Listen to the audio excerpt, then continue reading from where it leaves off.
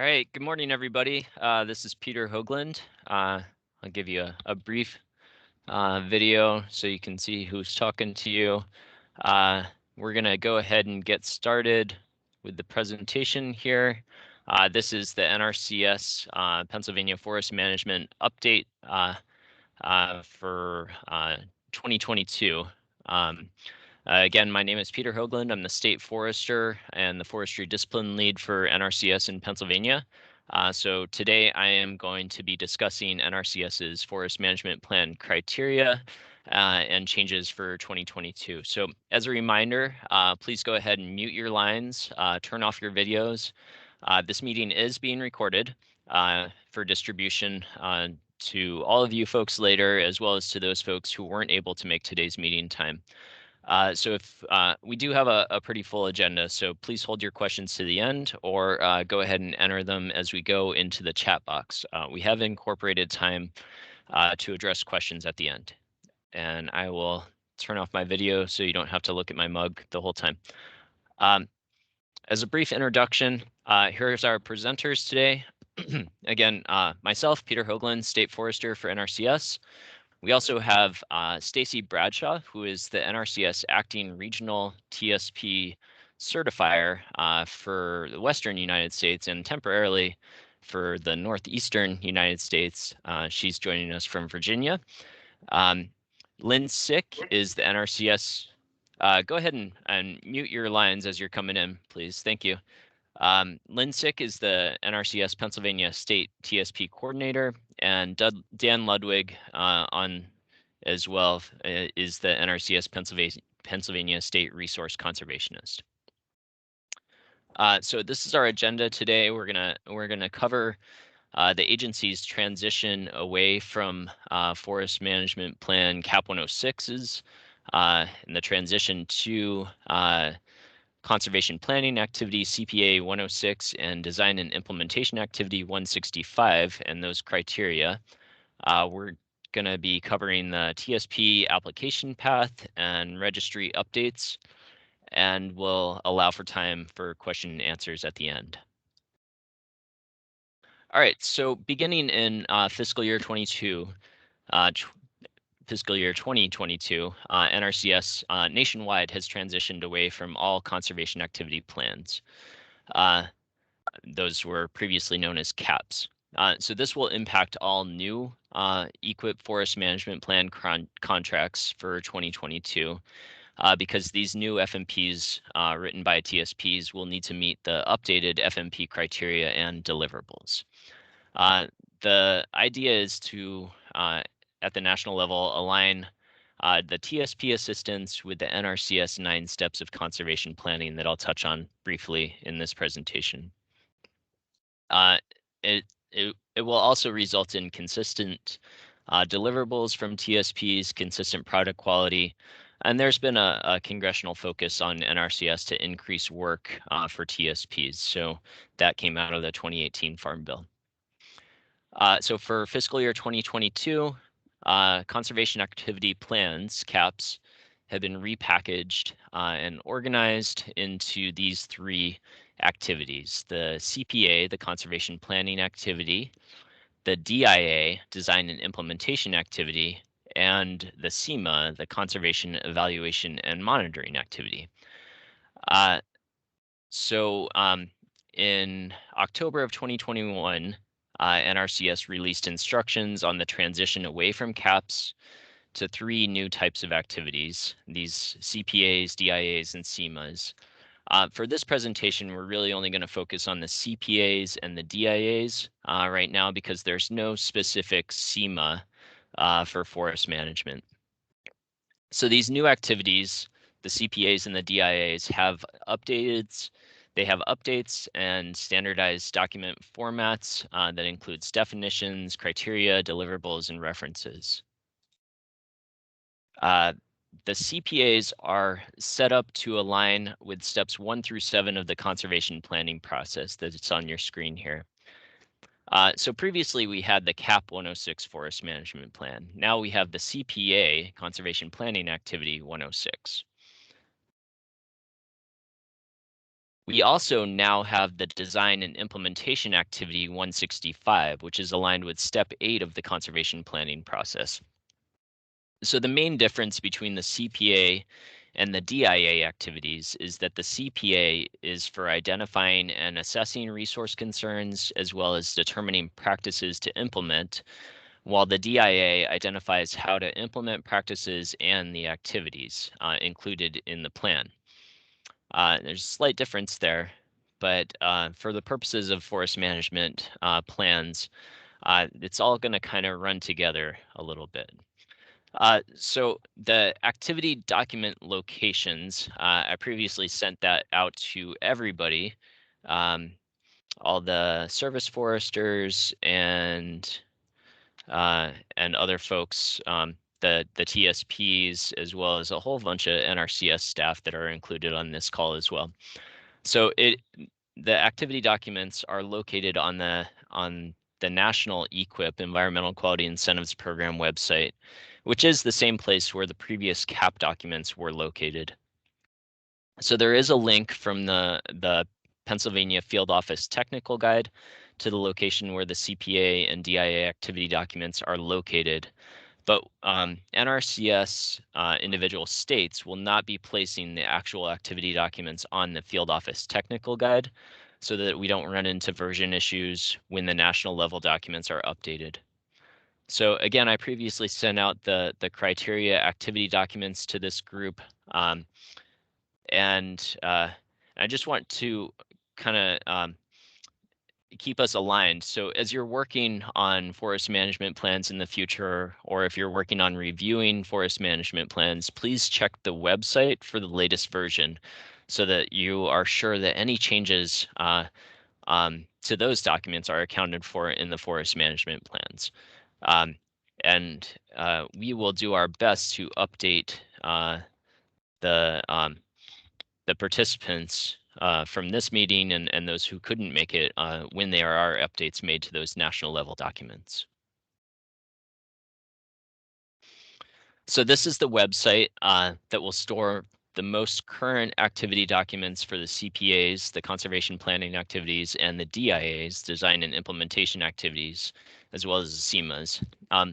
So I just want to kind of show you on the PowerPoints that I sent, or the PDF versions of the PowerPoints, there is an actual link from this page inside the PDF document. So if you click on it, it'll take you to this page. That's how I set up the presentation, and that'll be consistent throughout the presentation for any time that there is a website link.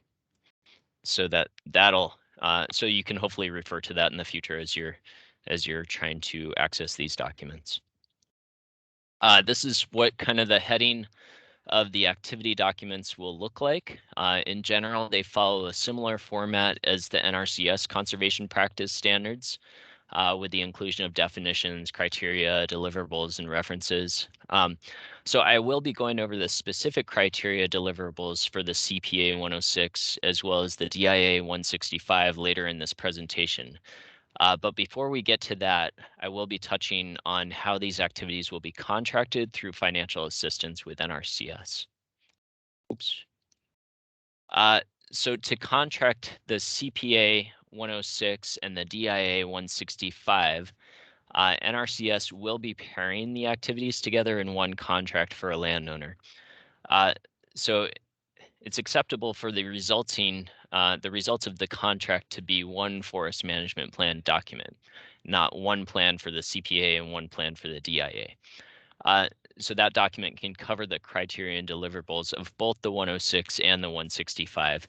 And in most cases, I would expect that's what the TSPs will want to do, and that's what the clients will want to see for their end product for their forest management plan. In this sense, there's not going to be many major changes to the FMPs funded by NRCS with financial assistance, but the fact that they're now broken into two separate contract line items is a change in and of itself. What we cannot do, what's prohibited, is grouping the conservation practices in with the planning activities in a contract. So just like previously, the forest management plan gets contracted in one contract, and implementation activities get contracted in a separate contract. And so this is a visual representation of what I just said. The CPA 106 and DIA 165 will be together in one contract in most cases, and then an implementation contract must be done as a separate contract to implement the conservation practices. And if you're just joining us, please go ahead and mute your lines. And also as a reminder, we are recording this, so you may want to turn off your video if you have your video on. So the rates for the individual activities, the CPA 106 and DIA 165, are loaded into the Pennsylvania EQIP payment schedule for 2022. And again, this website is linked from your copy of the presentation. And this is a snapshot from the Pennsylvania EQIP payment schedule that shows the unit cost for the FMP CPA 106 and DIA 165. So unit rates are based on acreage of the property, just like they were with the CAP 106. And you'll notice that there's a historically underserved row, HU row, for each rate for historically underserved program participants. That's been included for quite some time. The 2018 Farm Bill included provisions that address the unique circumstances and concerns of socially disadvantaged, beginning, limited resource, and veteran farmers and landowners. So all these categories fall under the broader umbrella of historically underserved. And on the payment schedules, the HU is associated with a higher incentive rate for the eligible program participants.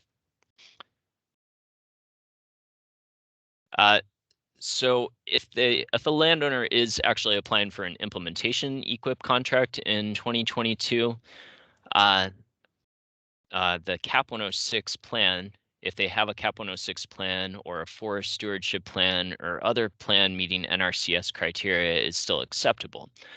So if a landowner is applying for a contract to install like 666 forest stand improvement, brush management, and herbaceous weed treatment, for example, on forest lands, and they do still have a current CAP 106 plan developed prior to the fiscal year 2022 change in forest management plan criteria, then NRCS will still accept that CAP 106 as meeting eligibility requirements. And this will hold true for the next 9 years because CAP 106 plans have a 10-year lifespan.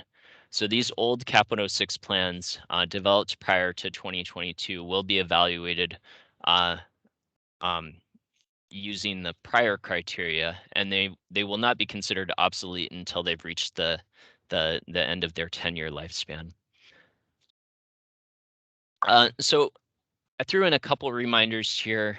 Just as a reminder, on our NRCS Forestry Pennsylvania Forestry website, we maintain an up-to-date forestry roles and responsibilities document, pretty much to help guide all key players through the application and planning process for forest management plans and implementation contracts.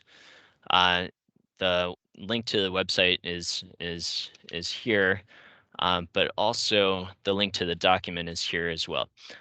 So that the NRCS financial assistance programs have really been successful in large part due to the partnerships that we have with technical service providers, as well as with DCNR and the service foresters, and the assistance that the service foresters provide.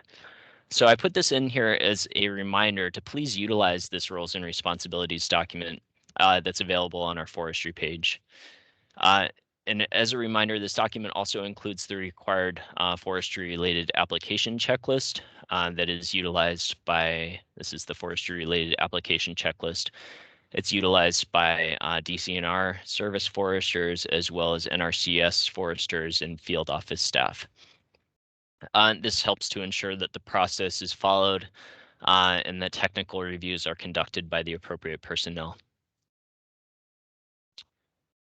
And if you haven't worked already with the NRCS foresters, I've included their areas of coverage in this map, as well as my contact information on this slide. So the role of the NRCS foresters is to work collaboratively with NRCS field staff, as well as the DCNR service foresters and the technical service providers and the landowners. So as you're working on forest management plans, please also coordinate with the field office staff and the NRCS foresters. So now I'm going to transition into the criteria and deliverables for the CPA 106 and the DIA 165 forest management plans. So the key to making sure that the forest management plan meets NRCS requirements is to use those actual activity documents as a guide for completing forest management plans. So also for those service foresters and NRCS staff, the key for reviewing forest management plan documents is to review them using the activity documents when reviewing them and prior to signing off and recommending certification and payment. I did just get a note that I've got bad network quality, so I apologize if I'm coming in and out. Um, uh, so there are overlaps in the deliverables for the CPA 106 and DIA 165. So you will see some things that would be duplicative in the plan if it was written as one forest management plan, and that's what we're expecting for the most part, is that these two activities will be combined into one forest management plan. So in general, the TSPs will have to submit a hard copy plan for the client and an electronic copy plan for the NRCS field office. Also, the requirements include an electronic copy of the plan to be uploaded to the new NRCS registry system. So jumping into the components that make up the forest management plan, the first component of the forest management plan is the cover page, which needs to include, obviously, the client information, the TSP information, some general compliance agreement information, basically stating that it complies with federal, state, and laws, program requirements, meets conservation program goals, and incorporates alternatives and cost-effective measurements. And the TSP certification statement. This also needs to include the client signature and NRCS reviews.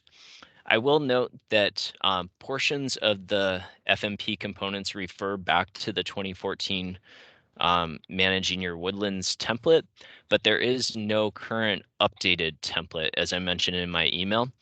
The NRCS National Office is working on an updated template. At the state level, we're not allowed to put out our own template, but we're hoping that we will have a template for these plans in the future. I'm hoping for next fiscal year coming from the national office. So the second component of the forest management plan is a record of correspondence and interactions with the client. So this section will also include the documentation of the client's objectives. This component will be essentially new for Pennsylvania forestry TSPs, but it's not really an enormous ask if you do keep up with the documentation. So this deliverable can be completed using the NRCS CPA 6 form, which is for conservation assistance notes, but it can also be done using a different format and included in the plan if it includes all this applicable information. And this is what that CPA 6 form looks like. And it can be completed as a fillable PDF form. And again, there is a link to this form where you can from your copy of the presentation, and so you can download it from there.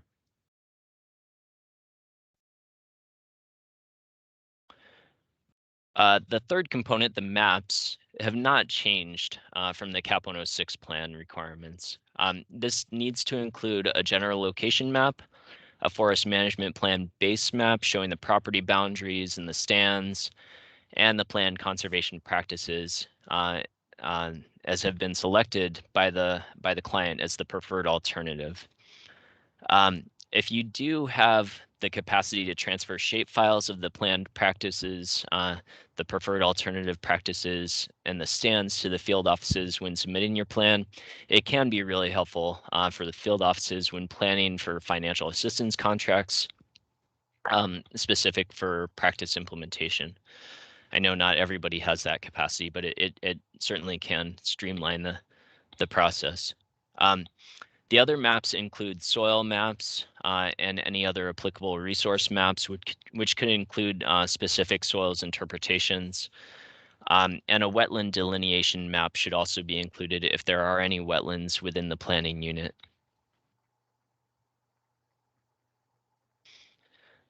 The fourth component is related to planning, and it is a record of the client's selected preferred alternative for each stand. So that might be some new terminology for TSPs. And as a reminder, if you're not muted, please go ahead and mute yourself. So in order to get to a preferred alternative, there does need to be other alternatives discussed with the client, and the client needs to make a decision that is recorded in the plan. So this section is similar to the CAP 106 management activity schedule and includes information to identify what conservation practice is planned, where on the property, and a schedule of when the activity is scheduled to be implemented. So this should also include descriptions of the practice to be implemented, which is helpful for selecting the specific practice scenarios for implementation contracts. This section should also include operations and maintenance information for keeping the practices functioning as planned post-implementation.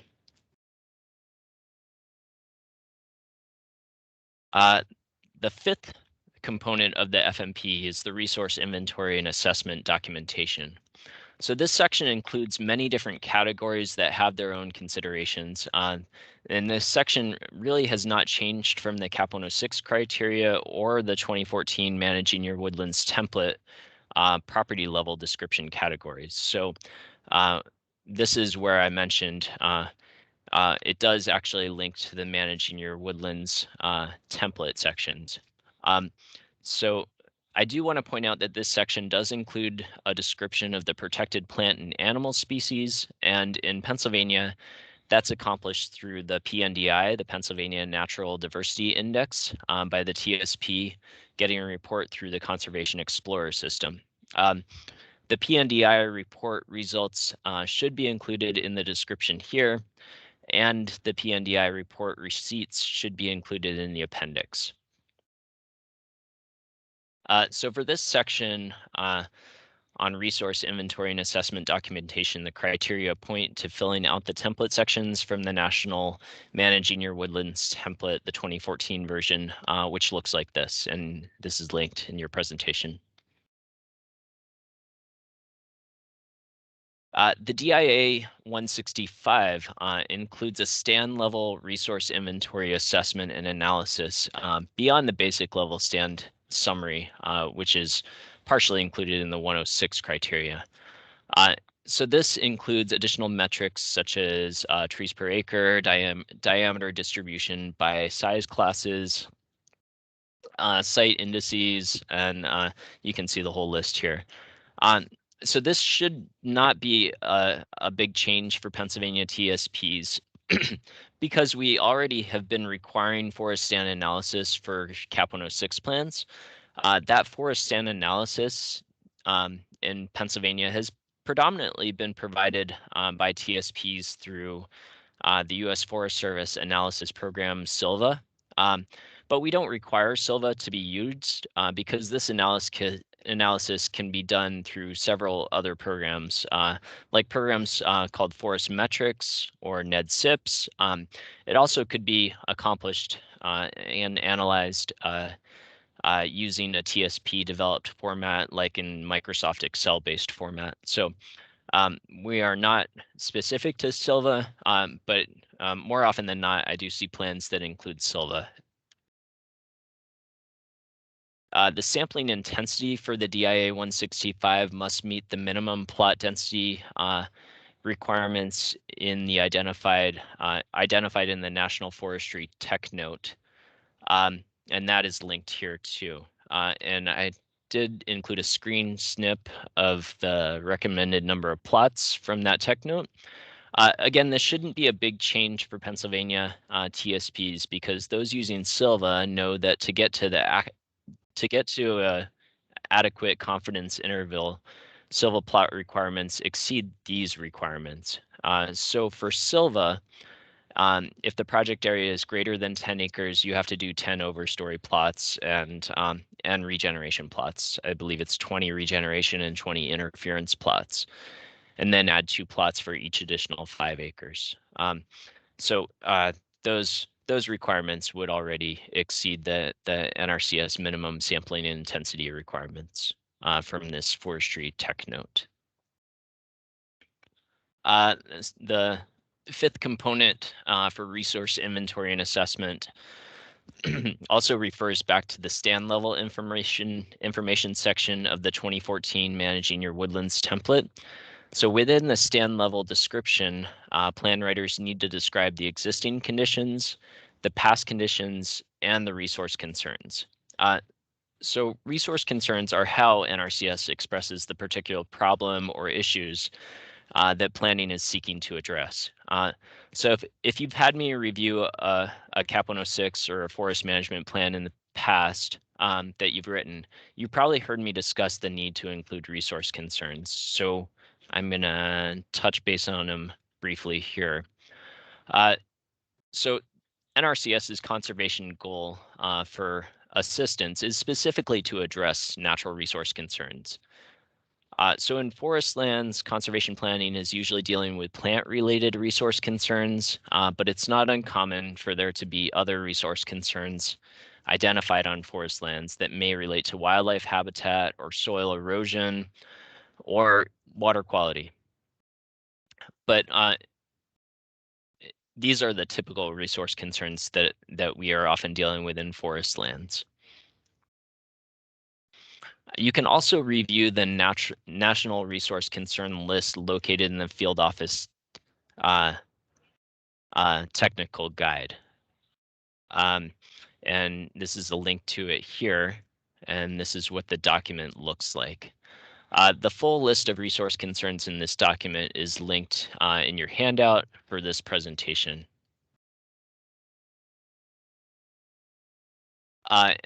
The resource inventory component also includes stand level management activities descriptions as outlined in the 2014 Managing Your Woodlands template. The criteria here describe a few key items that need to be included in the plan, and the activities included in the plan help to meet the National Environmental Policy Act. So these management activity narratives in this section need to be completed with the desired future condition of the stand.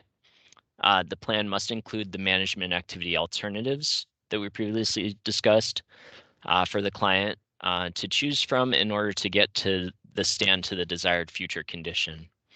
It is okay to have recommendations, but the plan will need to have alternatives for the client to choose from in order to get the stand to the desired future condition. This section also includes the resource concern language that we previously discussed.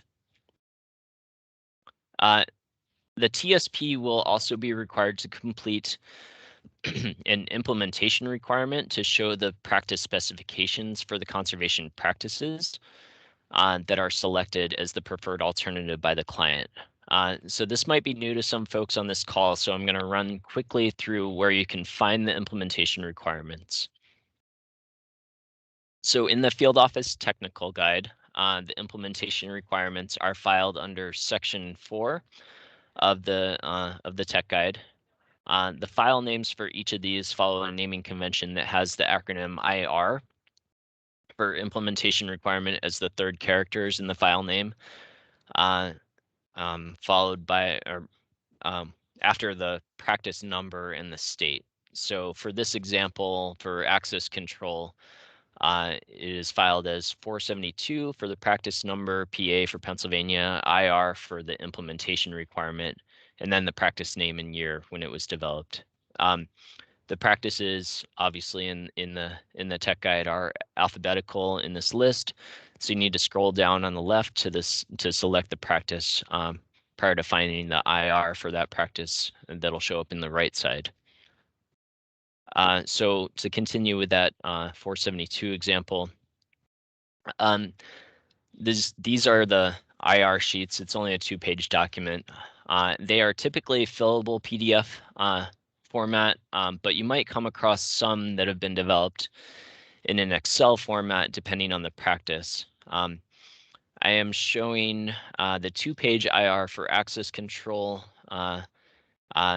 So this IR includes descriptive information for the property and prescriptive information for the conservation activity, as well as operations and maintenance information that's necessary to maintain the conservation activity for the lifespan of the practice. So these IR documents also have space for additional specifications that you can use or that you can enter. And you can also add additional sheets if you need. So this is my final slide, and I know that we've already received a few questions.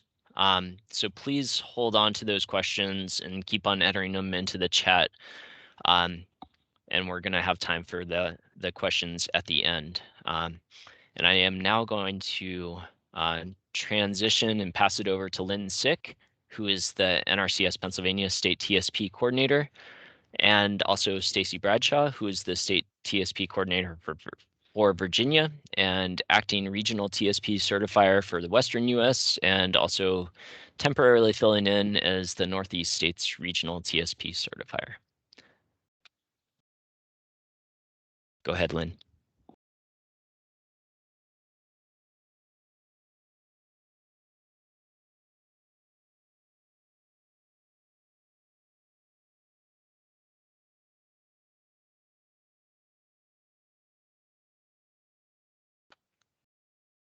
All right, Lynn, I think you're still muted, but go ahead and unmute, and we can see your screen right now.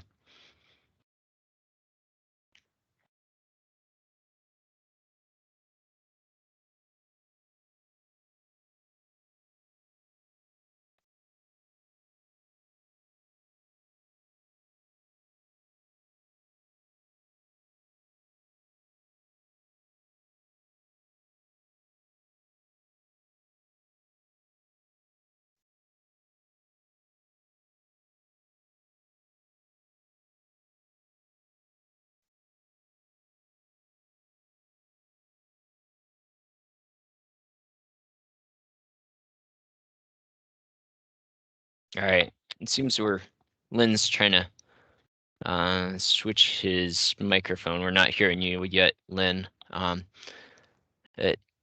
As we're waiting for Lynn, I can try and address some questions here. So Clyde writes, as a plan writer, I sometimes write plans for other foresters who meet the client, determine objectives, stand descriptions, collect data, etc. I enter data, run analyses, and write the plan in collaboration with the other forester and the client. How do I fill out documentation of the conversations? Clyde, in that case, I would recommend that both you and the other foresters who are meeting with the client complete the CPA 6, the documentation form. That way all the interactions are captured instead of just one documentation form.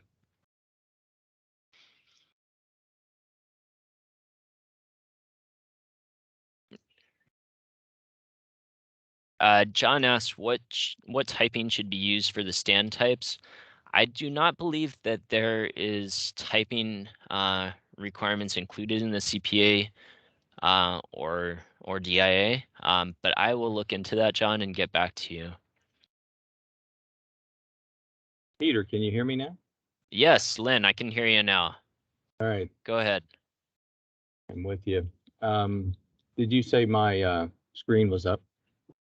Yes, we can see your screen. We're just seeing the Teams meeting right now. Okay, and we see the website now.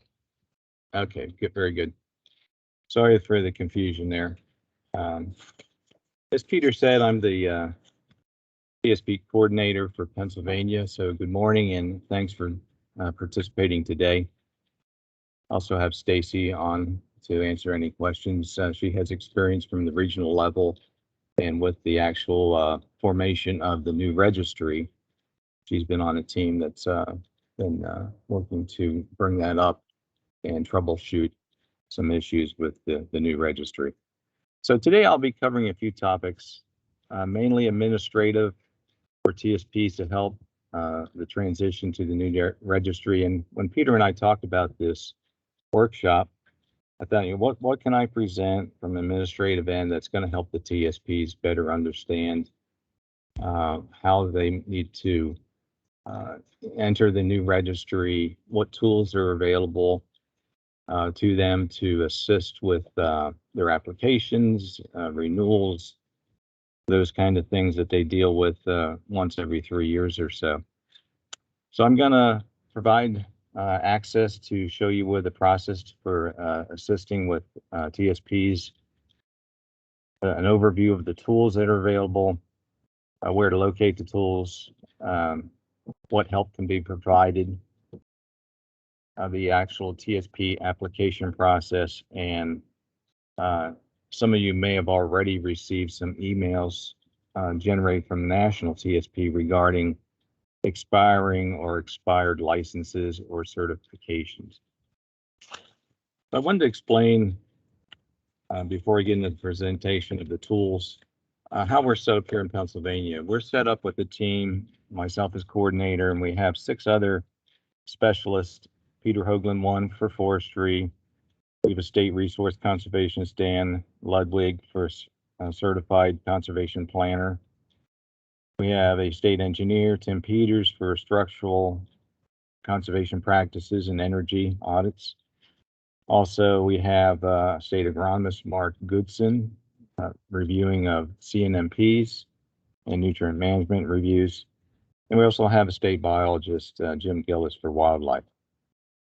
One thing, as we receive applications in, if Pennsylvania is your resident state and you apply to other states for forestry, forest management plans or practices, PA will remain your resident state. And what we do there is we share your application.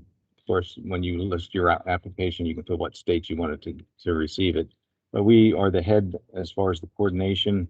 So we work hand in hand with neighboring states to assist with sharing of information, what we see on the review. And so what we're trying to do here is provide a uniform, consistent review process between states. And so far, it's been working out fairly well. We've done this in the past, even when we had the old tech reg around. But with the new transition to the registry, there's been more training for the coordinators and an emphasis on uniformity.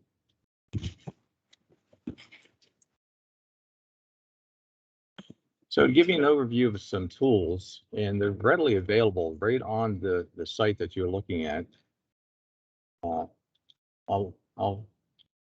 This gray box I'm circling here, there's information here for the e-authentication help desk. Certainly, if you haven't logged in a while, you may have lost your e-authentication. You can call this help desk or hit this and access, and they'll help you reestablish your e-authentication as well as your password. We also have an AgLearn help desk. If you haven't logged in for a while, you may lose access. That'd be a way to get access back, and also a registry help desk for the current new registry with various aspects of the application, so forth. I'm going to go to some other resources here to become a TSP. I'm going to click on this blue button here.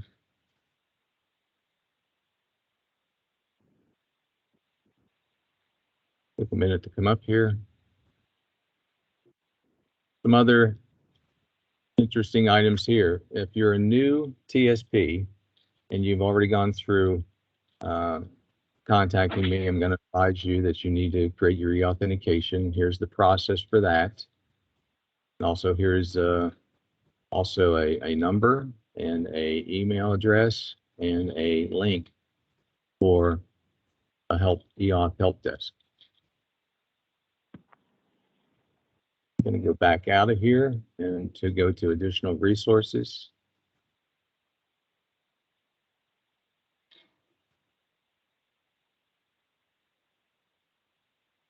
Of course, it's slow today.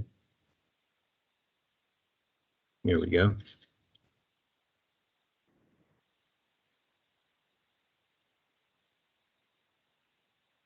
These are just some little nuances that are helpful. Like I said, it's readily available right here on the home page for the registry.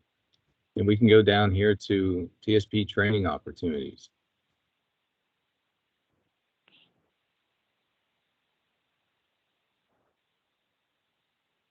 This is a requirement here, this TSP Orientation and Conservation Planning course.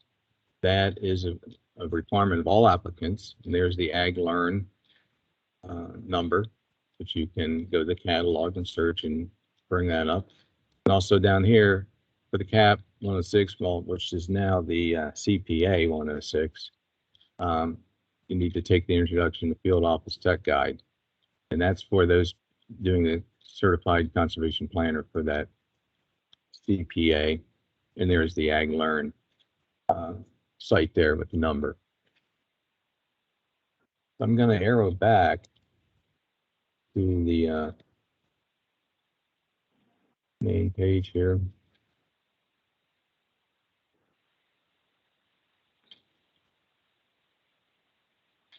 And also here, I'm going to click on this technical service provider training video. This is really excellent. I watched this yesterday, and there's a link there I clicked on. It'll be coming up here. So if you're in the application process, whether it's a new application or a renewal of an application, there are short videos here, YouTube videos. For instance, if you complete some work and want to load it in your application, even if you have an application that's already certified, here's a short video on how to do that. Here's how to start a new and submit a new application from scratch. Also, how to complete modifications and renewal of your application. Hopefully your application is in there. You might want to make some tweaks to it by adding some course curriculum that you've completed, or you may have some additional practices that you want to add to your profile for your application. Also, here's one for expired updates profile and expired licenses. Again, if you get one of those emails, there is a little tutorial on how to go ahead and do it. It's really good. It takes you step by step through the whole process.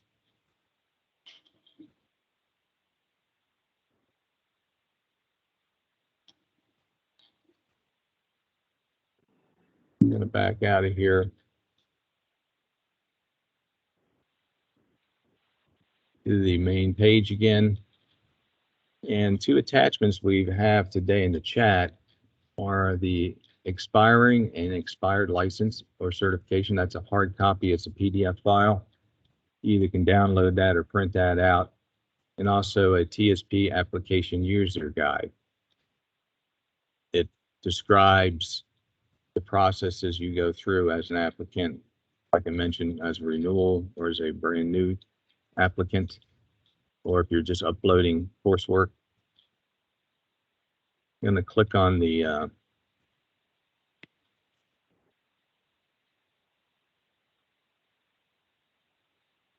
expiring and expired. This is a short publication that goes through the process of how to renew your license if it is expiring or it has expired. It's a short 7-step process. And again, you always want to be able to save when you're done populating the screen. And this is a really important page here. This is the procedure that's going to move forward as far as alerts when they come to your email address. It goes over the notification process for expiring or expired licenses 60 days prior to the expiration date. 30 days prior to the expiration date, you're going to get these emails the day of expiration date and 30 days after. So we want to try to keep you in the loop here.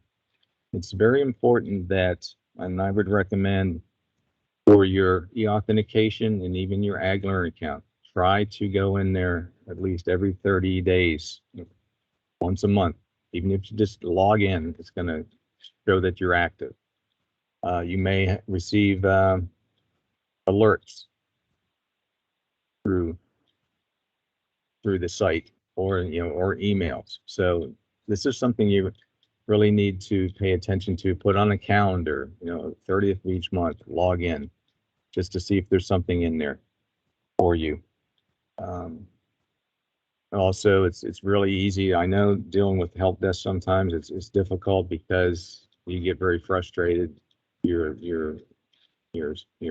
canceled out. You can't get in using your eAuth. You can't get in your Ag Learn account. So you have to go to the root of the help desk. So if you maintain your access, it's going to save you a lot of grief in the long run.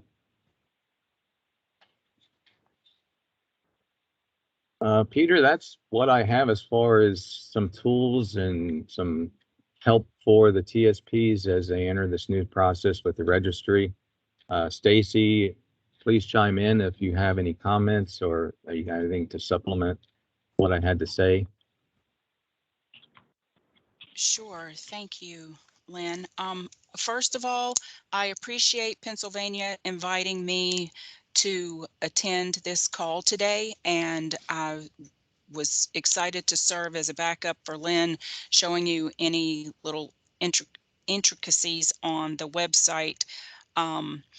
First of all, we do plan to overhaul the website within the next 2 or 3 months. I don't know if I'll be continuing to be involved with that because my national detail is supposed to end in March, but I've requested to at least be able to continue working on the website. Secondly, I will share with you that there is an issue currently with the public Find a TSP website. Pennsylvania, in particular, has no foresters showing up in the public website. We have identified what the problem is yesterday. Our creative team is working on a resolution, and hopefully by the end of this week, that situation will have been resolved and you will be showing up in the public registry site. So with sincere apologies, it's a issue with some coding. Luckily, we did identify the problem yesterday and it's being fixed. So the recommendation is that field offices are notified of the problem and so that they can direct any participants to local TSPs in the areas. So there's a question in the chat. How do we upload the plans electronically? I understand that was to be a part of the transition. So did you want to demonstrate that, Lynn? Or would you like me to?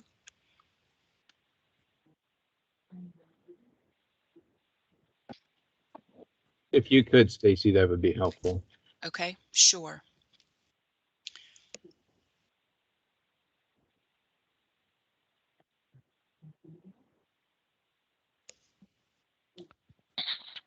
Stacy, this is Peter. I'll go ahead and stop sharing and you can go ahead and share your screen when you're ready. Okay, thank you.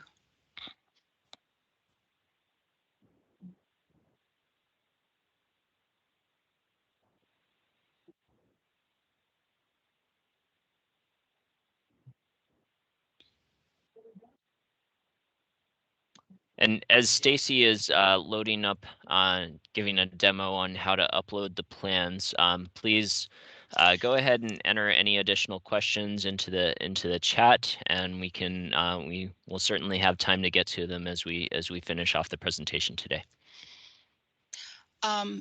So I have a question. Clyde, would you mind being the guinea pig since you asked the question?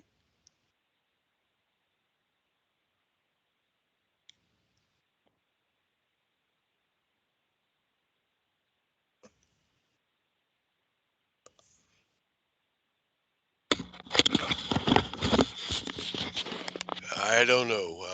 I don't have the first idea where to start with this. Okay, That's why well, I asked I'm the going, question. yeah, so I'm actually going to walk it through on my end just as a demonstration, but I just wanted to be in your profile, if that's okay. Okay. Okay, thank you so much.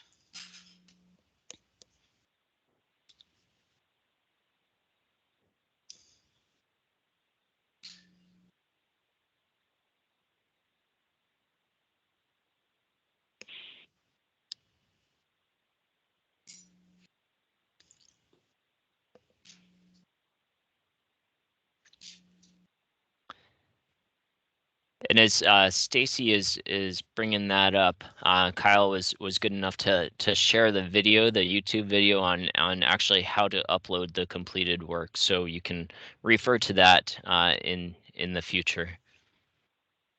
Can you see the screen? We can see your screen, Stacy. Okay, thank you. great. All right, so here is the basic profile screen that you all will see. At the top, you have licenses and certification, education, training, work experience, and so forth. More tabs. I'm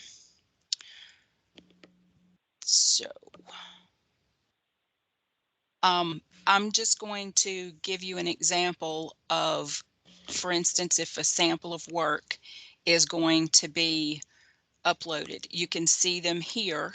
You just add the qualification. And I know that that's not specifically the question. Hold on. Let me go back. Nope. I might not be able to exactly show you. Let's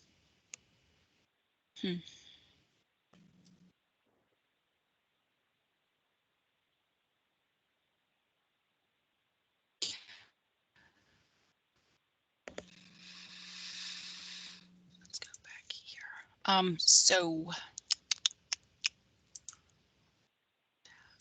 Nope. Oh, here, view completed work. Sorry. Let's see. You can view completed work here. It should, because I'm not the TSP, I cannot see that, the screen that I wanted to actually see. It's pretty simple. There's going to be, oh, let's see, work experience. Nope.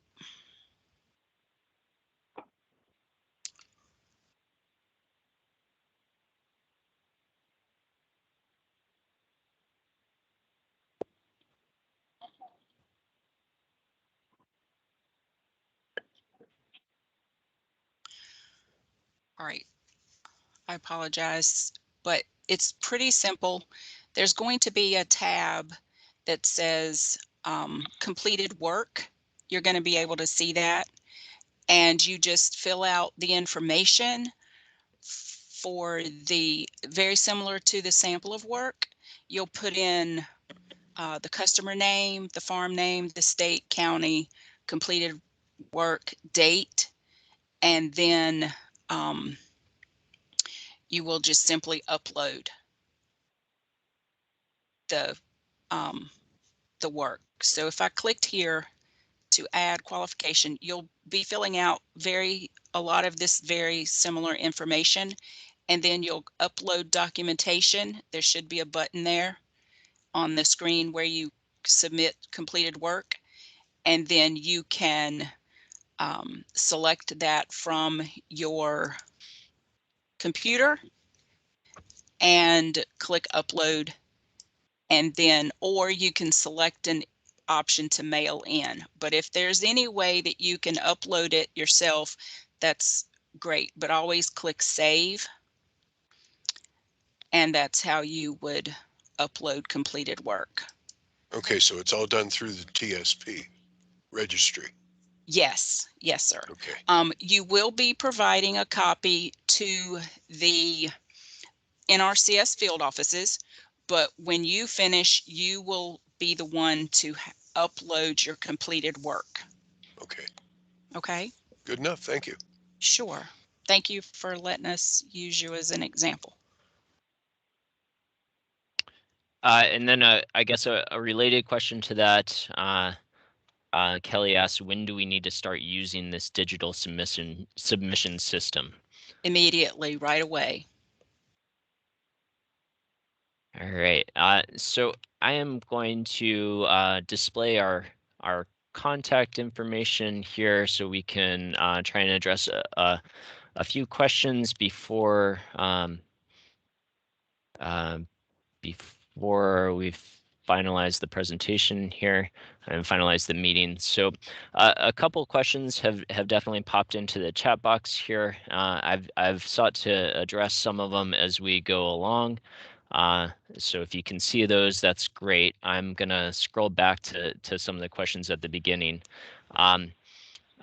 Artem asks, will the CPA DIA contract usually be bundled for landowners? And I would say yes, in most cases they will be bundled for landowners. He also asks, or are there situations where they will be usually not bundled? There may be situations where a landowner has a plan that needs to be updated, or they're getting a plan written currently outside of NRCS technical assistance, which might be something similar with the Family Forest Carbon Program. We've already identified that the Family Forest Carbon Program plans do not meet the full criteria requirements. In situations like that, we may be contracting a 165 on its own. In no situation will we be contracting a 106 on its own. I believe I addressed Kelly's question here. The DIA 165s are to be completed on a stand level basis. Is that correct? They cover the entire property, but there are the individual stands are broken out in the DIA 165. How are the number of stands to be determined before a CPA 106 or other plan is created? The plans are created simultaneously. If the number of different activity units are unknown before a plan is completed, how will the required number of DIAs be known for the original contracting process? So I believe I tried to explain this here, but the DIA is covering the entire property. There's not going to be multiple DIAs, Forest Management Plan DIA 165s for a property.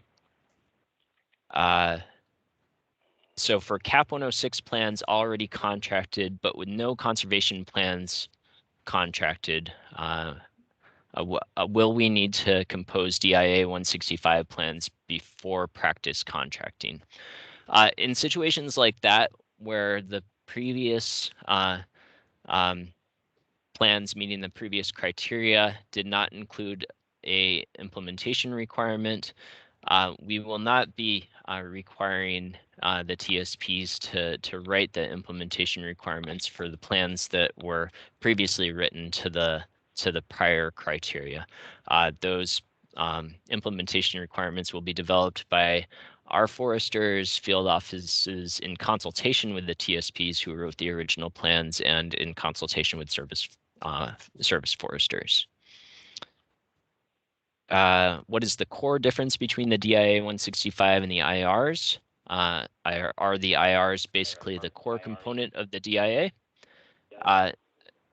So essentially the main difference between the CPA and the DIA activities is that the CPA is for identifying and assessing resource concerns and determining practices to implement, while the DIA identifies how to implement those practices. I'm going to skip over one of Kelly's questions here. We are getting some feedback here, and I know that we're right at time, so we will continue to address questions. And if you'd like to stay on, please do so. If not, we will be sending the presentation out to folks, and I can provide a few more minutes of my time here. And we addressed how to upload the plans. When do we expect a national template to be available? I do note that the NRCS National Forester is working with a team of NRCS folks as well as external folks from state forestry agencies and other organizations like Tree Farm on developing an updated national template. I'm really hoping to see that for fiscal year 2023. I was really hoping to see it for this year, but it's not coming out this year. So, and Kelly asked, where can I find more information on evaluating alternatives, including no action alternatives? There is some good information in the criteria documents, and I would please review that first. Essentially, the no action alternative is not just doing nothing. The no action alternative should be for the if no action is taken for the entire project, it's the progression of the stand, whether that be deterioration of the stand over the planning cycle, the 10-year planning cycle of a forest management plan. So it's the no action alternative is not just the status quo. It's projecting into the future.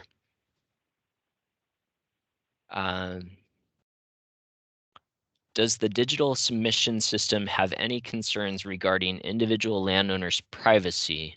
Will any identifiable information be available to the general public, and how will that be addressed?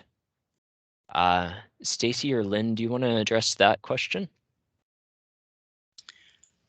I can take that, Lynn. I put a response in the chat that only the TSP, the state TSP coordinator, the regional certifier, and the actual TSP themselves are able to see the completed work.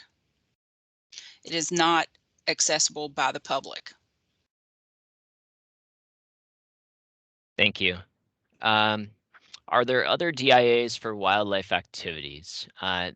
There are, and let me see if I can go back to it. We were solely covering the forest management plan, but there is a DIA 144 for fish and wildlife habitat. There's a DIA 148 for pollinator habitat. And there also is the DIA 160 for prescribed burning. I believe that covers most of that. What conservation activities are considered forest management, and what are wildlife habitat enhancements? I'm not sure where to find that information. So within the individual criteria documents, there is a list of conservation practices that are applicable for forest management and or applicable to the forest land use. There is quite a bit of overlap with the wildlife habitat enhancements and conservation practices. Enhancements are for the conservation stewardship program. Because wildlife is not an individual land use, there's not necessarily wildlife practices that are broken out solely on wildlife areas. This wildlife practices typically apply on forest areas, with the exception of practices like field border or others that would be specific to adjacent to crop areas. So the list of applicable conservation practices on forest lands is built into the criteria documents. And I believe that addressed all the questions. I apologize for going over, but if there are any other questions that somebody wants to ask verbally, I'm able to take those questions. And if not, we appreciate your tuning in. John asks, will stands be delineated as fields in the new documents?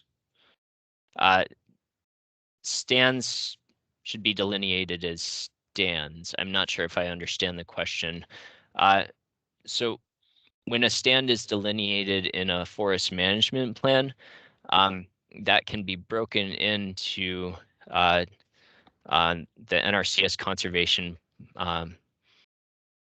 conservation desktop system. They can redraw field boundaries, essentially to match stand boundaries as the TSP breaks out the stands. So I hope that addresses your question, John, but that's one of the reasons why it's helpful to get the shape files from the TSPs for delineated stands as well as for conservation practices that will be applied on the ground.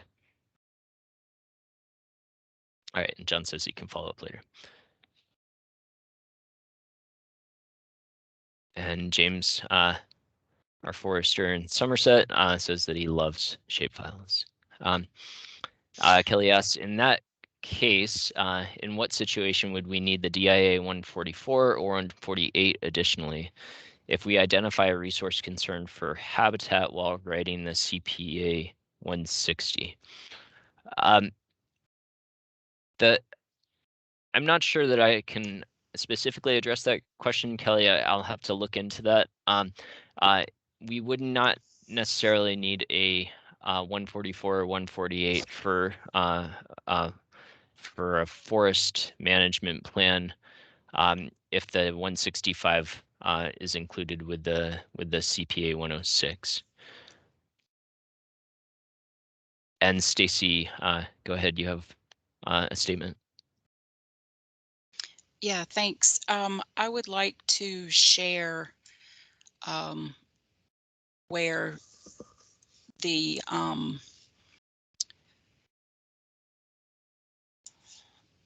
information about practices can be found, if you don't mind. Oh, please go ahead. Okay, so I shared in the chat that on the Become a TSP page at the top, there are 3 downloadable PDFs.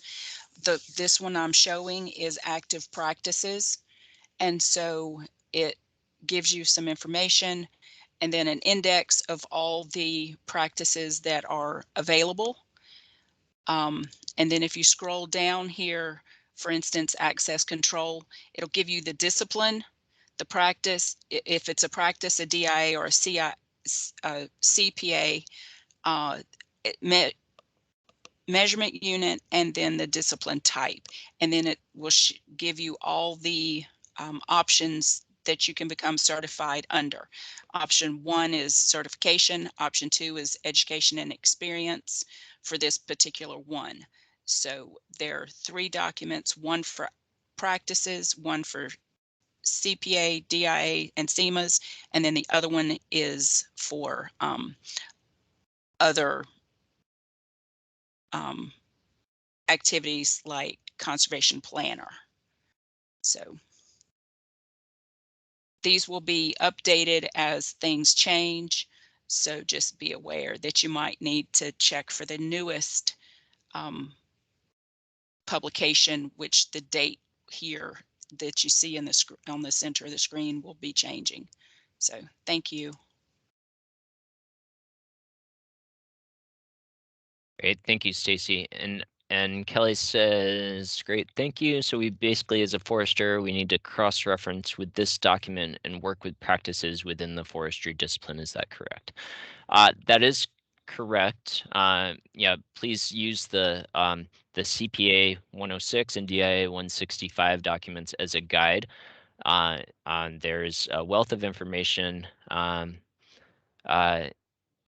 within those, and the applicable practices that can be applied on forest land are included in those, whether they be forestry discipline practices or fall under a different discipline.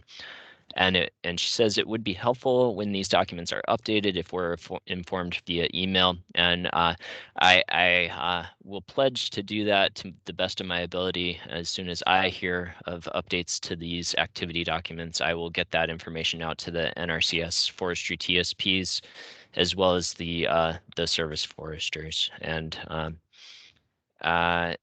okay, so Russ asks, will we still have to include job sheets for each practice? So we no longer have job sheets. Those transitioned into implementation requirements. So that's what the implementation requirements are. They're essentially the specifications for each conservation practice. And they took the place of job sheets a few years ago.